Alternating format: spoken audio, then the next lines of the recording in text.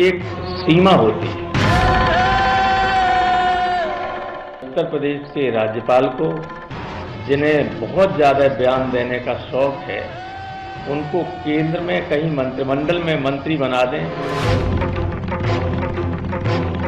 RSS के स्वयंसेवक हों और उत्तर प्रदेश के राज्यपाल न हों।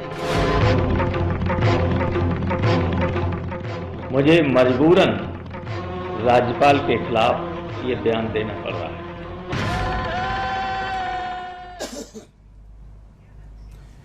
नमस्कार, प्राइम डिबेट में आप सभी का बहुत बहुत स्वागत है। मैं ब्रजेश मिश्रा हूं। प्राइम डिबेट में हम उत्तर प्रदेश के सबसे बड़े मुद्दे की चर्चा करते हैं और आज उत्तर प्रदेश में सबसे बड़ा मुद्दा बन गए हैं राम गोपाल यादव। राम गोपाल ने आज लखनऊ में प्रेस कॉन्फ्रेंस करके राजभवन पर सीधा हमला बोला और गवर्नर को आरएसएस का एजेंट करार दे दिया। राम गोपाल यही नहीं रुके और उन्होंने गवर्नर की मानसिकता और गवर्नर ऑफिस के कार्यशैली पर भी सवाल उठाया और ये कहा कि मुख्यमंत्री और राज्यपाल के बीच होने वाली मुलाकात अगर मीडिया में लीक हो रही है, इसके लिए कौन जिम्मेदार है, और गवर्नर ऑफिस पर सीधा उंगली उठा दी है।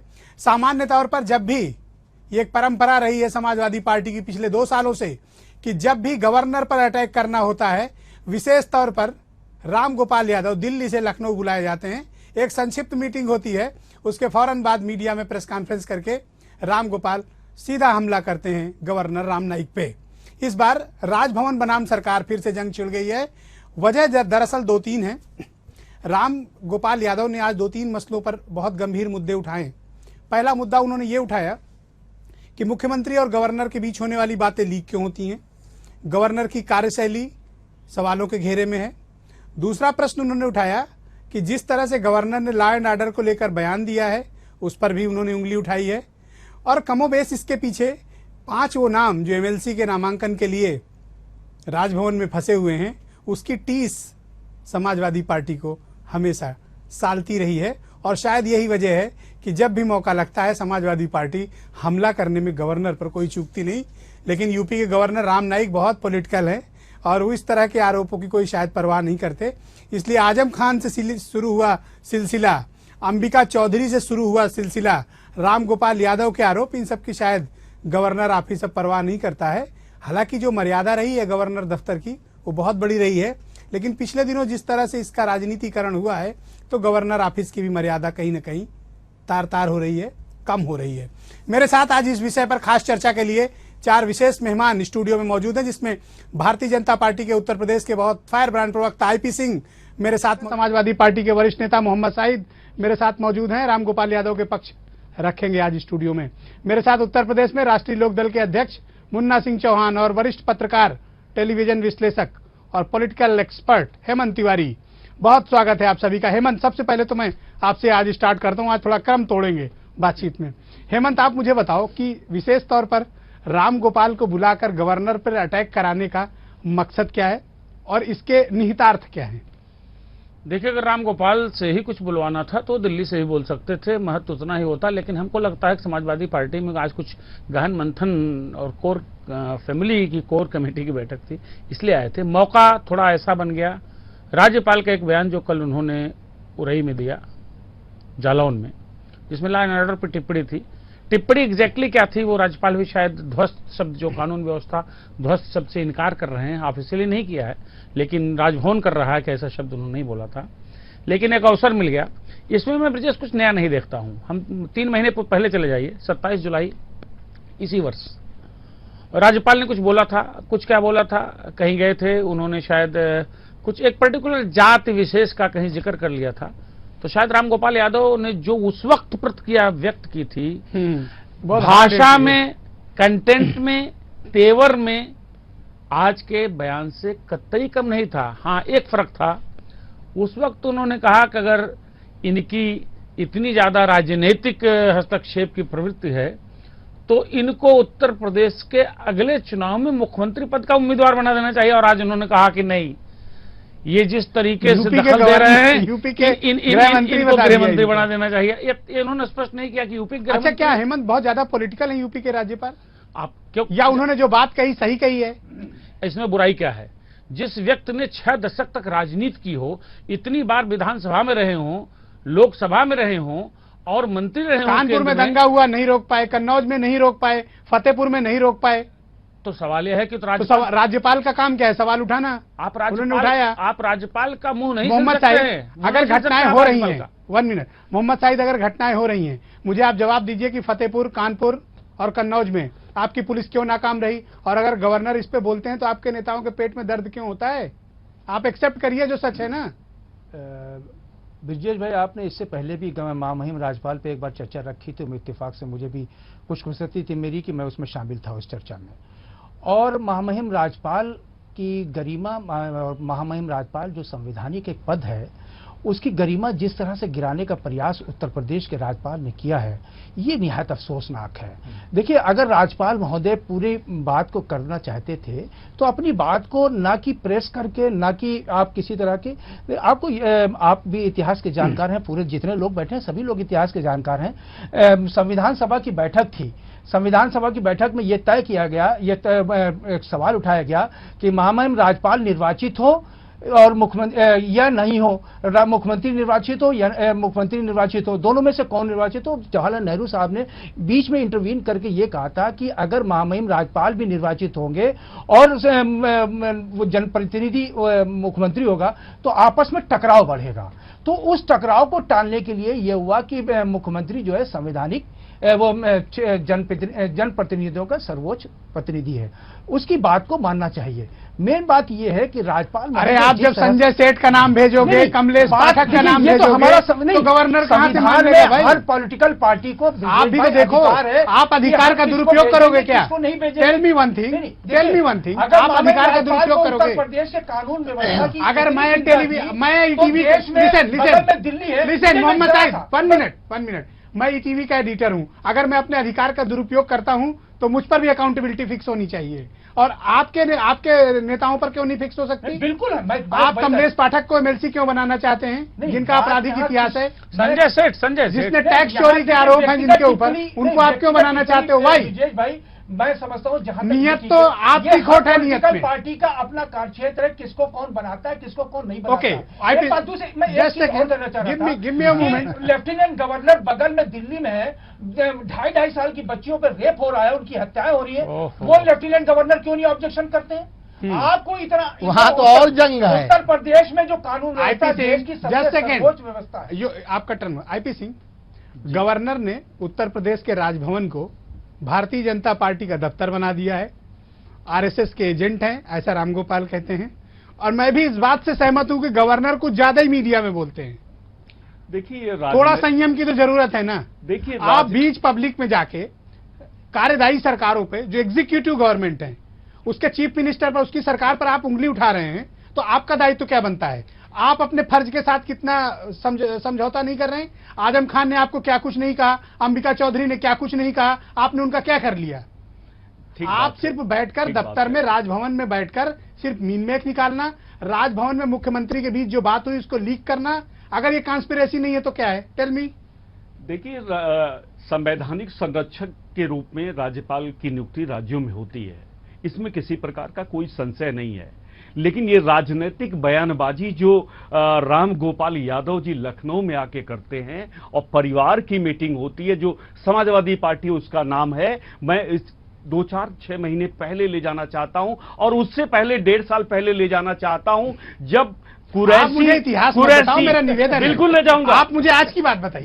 कुरैशी जब गवर्नर थे, अब मौलाना जौहर अली विश्वविद्यालय का विधेयक लंबित था, और उसको पास करने का काम जब कुरैशी ने किया, कुरैशी को पोस्ट किसने किया था? राजनाथ सिंह ने। सवाल ये खड़ा होता है, को पोस्ट किसने किया? सवाल आईपी सिंह, कुरैशी को पोस्ट किसने किया? संवैधानिक व्यवस्था, अगर कोई राज्य खाली होता है तो उसको जिम्मेदारी नहीं दे सकते हो। अगर पश्चिम बंगाल के गवर्नर को बिहार दिया जा सकता है, नहीं, मेरी बात नहीं आप। नो, मैं मेरी बात मोहन, अरे भाई शांत रहिए, जब आपकी टर्म आएगा तो बोलिएगा, कोई मनाही नहीं है।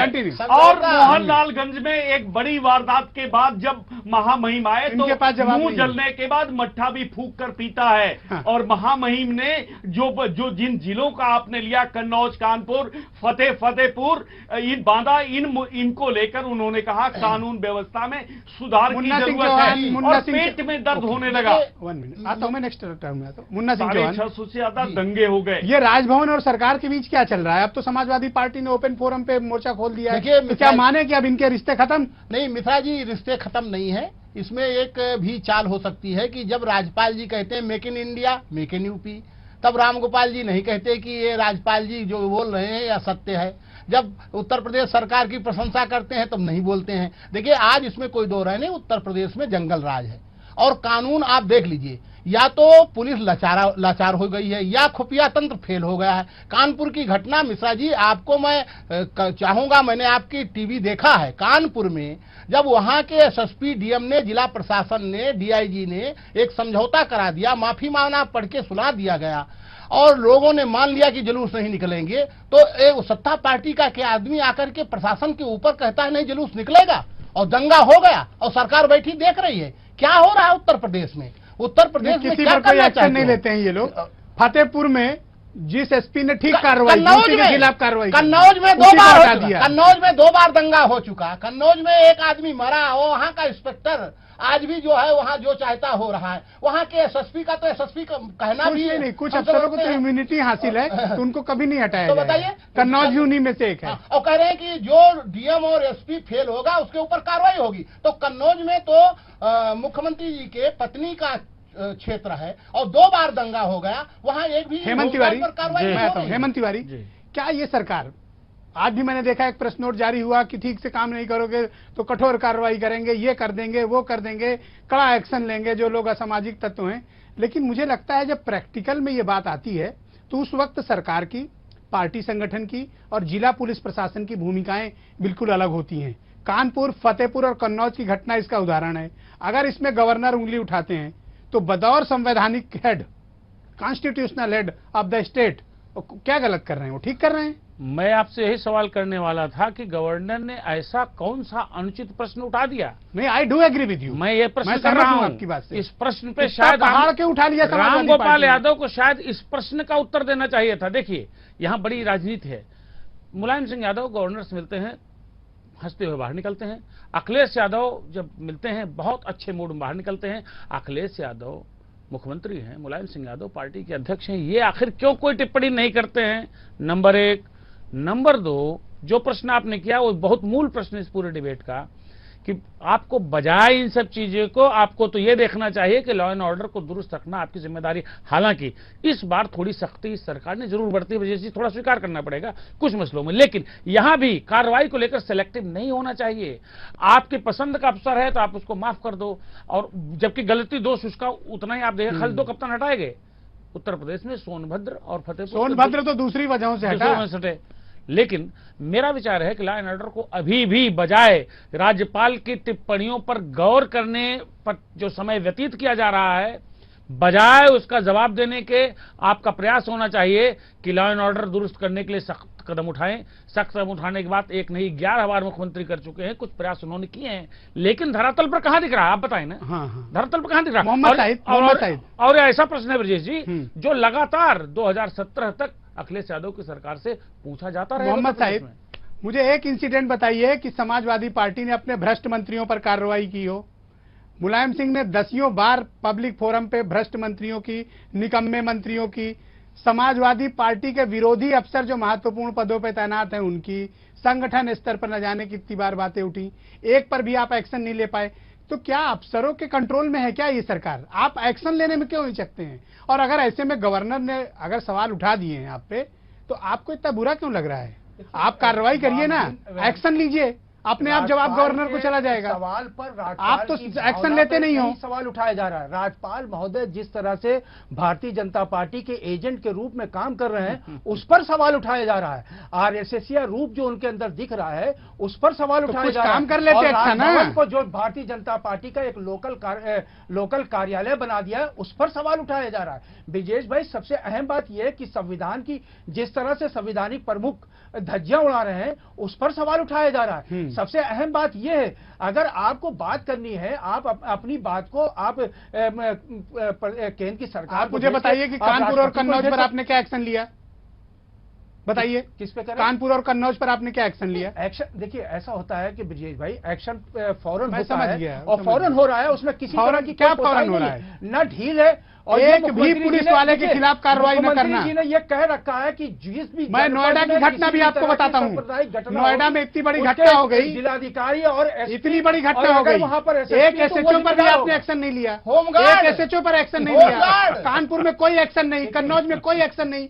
फिर किस मुंह से आप ये बात कहते हैं कि अगर जिले में दंगा हुआ, स्थिति खराब होगी, बड़ी कठोर कार्रवाई करेंगे? बिल्कुल होगी। यही कठोर कार्रवाई मैं है। आपको फिर कह रहा हूँ What कठोर is this? कार्रवाई होगी। देखिए ये क्या कठोर कार्रवाई नहीं, है? ये एक चीज बताइए ना मुझे, क्या कठोर कार्रवाई है? कठोर कार्रवाई आपको दिख रही किसी है। जिले में देखिए, अराजकता की आप- स्थिति आप- है, कोई देखिए, किसी की सबसे कमांड अहम नहीं बात लेता ये है। है कि उत्तर प्रदेश में यहाँ टेलीविजन पर बैठ के बातें करना आसान है, जरा जिलों में जाके देखिए आप। विशेष का नाम क्यों आता है या उससे जुड़े हुए लोगों के नाम क्यों आते हैं, ये सबसे अहम सवाल है। मिश्रा जी, बात यहाँ आता ये हूं। हो रही है कि जिस ये IP सांप्रदायिक सिंह, शक्तियां हैं, IP सिंह, उनको IP सिंह। कुचलने का मुख्यमंत्री जी ने पूरा IP आदेश दे सिंह। रखा है, उसमें किसी तरह की वन मिनट नहीं IP सिंह, दो गंभीर इल्जाम हैं। अगर गवर्नर को कोई बात चीफ मिनिस्टर से करनी है तो उनको दलगत भावनाओं से ऊपर उठना चाहिए।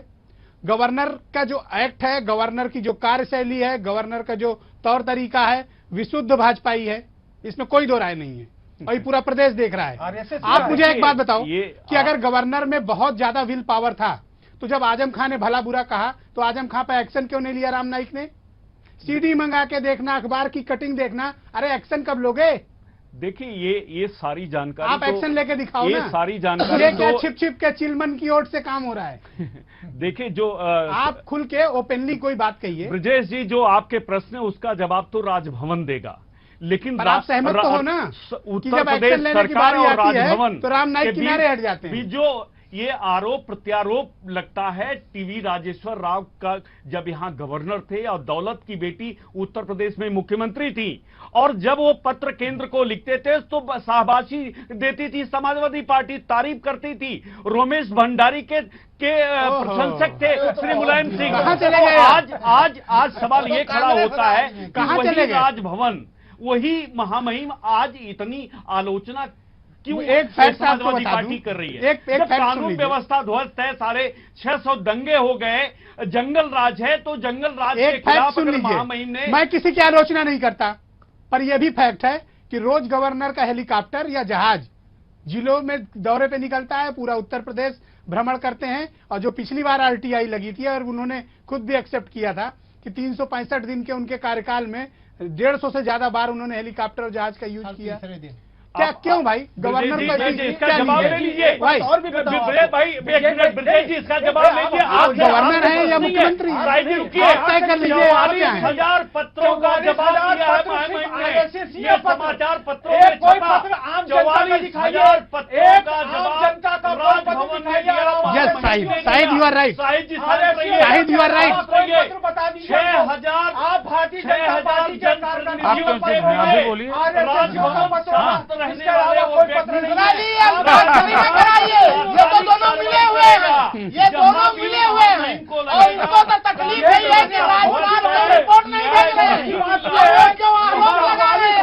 ये दोनों मिले हुए हैं मिश्रा जी, ये दोनों मिले हुए हैं, ये दोनों और इसको मैं मंडी बोल दूंगा। अगर मैं मंडी बोल दूंगा, अगर मैं मंडी बोल दूंगा तो राजनेता नाराज हो जाएंगे। क्षमा करिएगा। ओके मुन्ना सिंह, नहीं, ये कोई जरूरी नहीं है कि पत्रकार जो कहे वही सच है और पॉलिटिशियन पार्टी का अरे हम गलत हैं। ओके कैसे हो जाए? ओके, एक मिनट। हेमंत जी, मिश्रा जी, मिश्रा जी देखिए, मिश्रा जी, मिश्रा जी, हेमंत जी, मैं आपकी बात से शाहिद, सहमत करता हूं। मिश्रा जी, शाहिद, उत्तर पॉलिटिशियन पार्टी के शाहिद, लोग आपको सब मिश्रा जी, शाहिद, आप एक सबसे ज्यादा मिश्रा जी, मैं एक सवाल आपके माध्यम से करना चाहता हूँ। ओके। पूरे देश में नवरात्र हुआ, पूरे देश में दशहरा हुआ, पूरे देश में मुहर्रम हुआ, कहीं दंगा नहीं हुआ। उत्तर प्रदेश में ही क्यों दंगा? बिल्कुल सही। इसका जवाब भी प्रदेश की जनता चाहती है। दूसरा, अभी मुख्यमंत्री के पिताश्री ने कहा कि मुजफ्फरनगर दंगे और दादरी के 3 नाम मैं जानता हूं, सरकार कुर्बान दे दूंगा। कब बताओगे भैया? जब पूरा प्रदेश जल जाएगा। भ्रष्ट मंत्रियों को तो हटा नहीं पा रहे, सरकार क्या कुर्बान कर रही है। भ्रष्ट और निकम्मे मंत्री आज भी हैं। और राज्यपाल को चाहिए अब बयानबाजी बंद करो।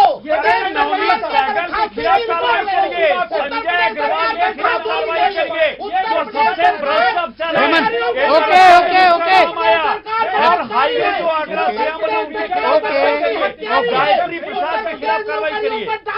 ओके ओके मुन्ना सिंह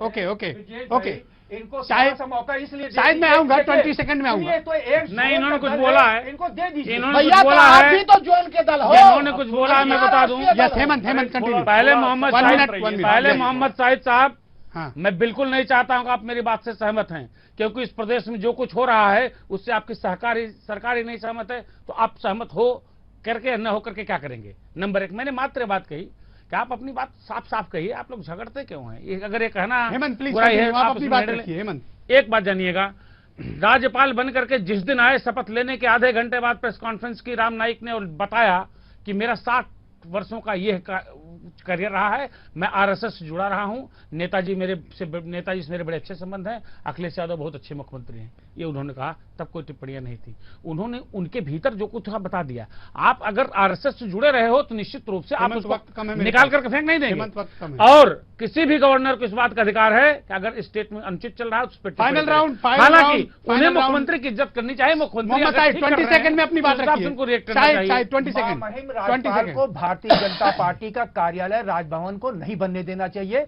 एक सबसे बड़ी बात यह है, अगर उनको बहुत शौक है सक्रिय राजनीति में आने का, इस्तीफा दे दे और केंद्र में चले जाए, उनकी सरकार है, कुछ ना कुछ बन जाएंगे वो। ओके मुन्ना सिंह 20 सेकंड देखिए 20 सेकंड। मिश्रा जी, उत्तर प्रदेश सरकार की जनता समाजवादी पार्टी और बीजेपी दोनों से सवाल करती है कि जो अंधेरे में मुलायम सिंह जी प्रधानमंत्री मिले, क्या एजेंडा था, जो रामगोपाल जी और अमित शाह मिले, क्या एजेंडा था। जब दोनों का एजेंडा एक है तो उत्तर प्रदेश में वो भुगत रहा है, और राज्यपाल को अब इस सरकार के बर्खास्तगी की रिपोर्ट भेजना चाहिए, बयानबाजी करना बंद कर देना चाहिए। वो क्यों बयानबाजी कर रहे हैं? IP Singh 20 second. राम गोपाल के बेटे और बहू ने यादव सिंह से बहुत मोटा माल खाया है, और कहीं न कहीं सीबीआई की आंच उनके तरफ बढ़ रही। यही एकमात्र कारण है कि आज उनकी छटपटाहट उत्तर प्रदेश और बहुत बहुत धन्यवाद। लखनऊ में दिखाई बहुत बहुत दी। धन्यवाद हेमंत तिवारी, मुन्ना सिंह चौहान, मोहम्मद शाहिद, आईपी सिंह, आप चारों का बहुत बहुत शुक्रिया। वक्त का अभाव है, वरना इस बहस को थोड़ा सा और भी आगे बढ़ाया जा सकता था। बहुत दिलचस्प दौर में ये बहस पहुंच गई थी। दरअसल इसमें कोई दो राय नहीं कि समाजवादी पार्टी का पैनिक बटन दबाने के लिए राम गोपाल यादव जब लखनऊ आते हैं तो वो हमेशा राजभवन पर हमलावर होते हैं। इस बार बहुत तल्खी है, रिश्ते सच में खराब हो गए हैं राजभवन, सरकार और संगठन के बीच। तो ऐसे में देखने वाली बात होगी कि क्या भारतीय जनता पार्टी का नेतृत्व इस रिश्ते को ठीक करेगा, या फिर चुनाव आते आते उत्तर प्रदेश में असेंबली के ये रिश्ते और तल्ख होंगे और बयानबाजियों का दौर और भी शुरू होगा।